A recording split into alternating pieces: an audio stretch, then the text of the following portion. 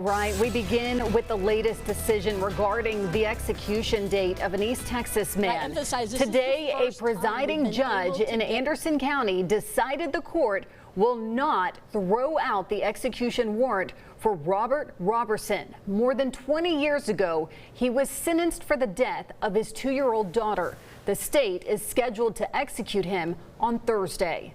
Today, Roberson's attorneys argued the judge who scheduled his execution did not have the appropriate jurisdiction to do so, leaving the judge to determine whether Roberson's execution warrant is null and void and if the judge on this case should be replaced.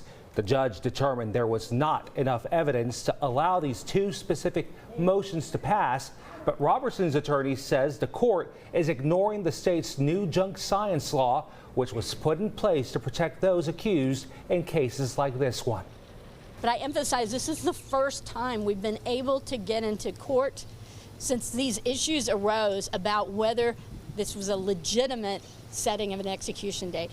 And I am not in a position to be very articulate right now. I'm enraged, I'm heartbroken, but we are not giving up this fight.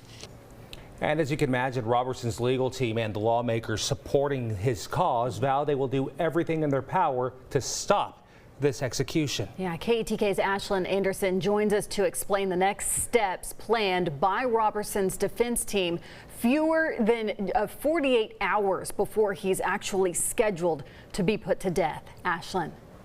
Casey Isaac, Robert Roberson's defense attorney, submitted a last-minute appeal and is now calling on Governor Abbott to call off his death sentence or give a 30-day reprieve after their 2 motions were denied in an Anderson County courtroom this morning. Wednesday morning, lawmakers from across the state will hold a public hearing to shine a light on what they call an injustice in the Robert Roberson case. The Texas Capitol is the people's house, and that includes inmates on death row. On Tuesday, presiding Judge Alfonso Charles blocked a motion to vacate the execution warrant. I have to base my rulings on the law and what's been presented.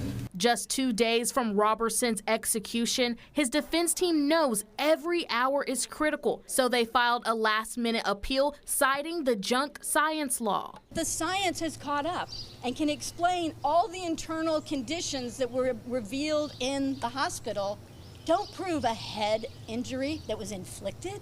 Representative Jeff Leach of Collin County says some courts are not considering this new law. We see our statute, our junk science statute, which we spent a lot of time on, just being largely ignored. In addition to the appeal, Roberson's case was sent to the Board of Pardons and Paroles, where Governor Abbott will have the final say. He takes his time, and he cares deeply about safeguarding the fundamental constitutional rights of Texans, and that includes, most importantly, the right to life. Praying for a last-minute stay. There is no amount of theological gymnastics you can do to make this okay.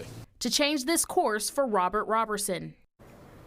And Roberson's defense attorney is calling on the public to make your voice heard so officials can put a pause on Roberson's execution that is scheduled for Thursday evening. In studio, Ashlyn Anderson, KETK News.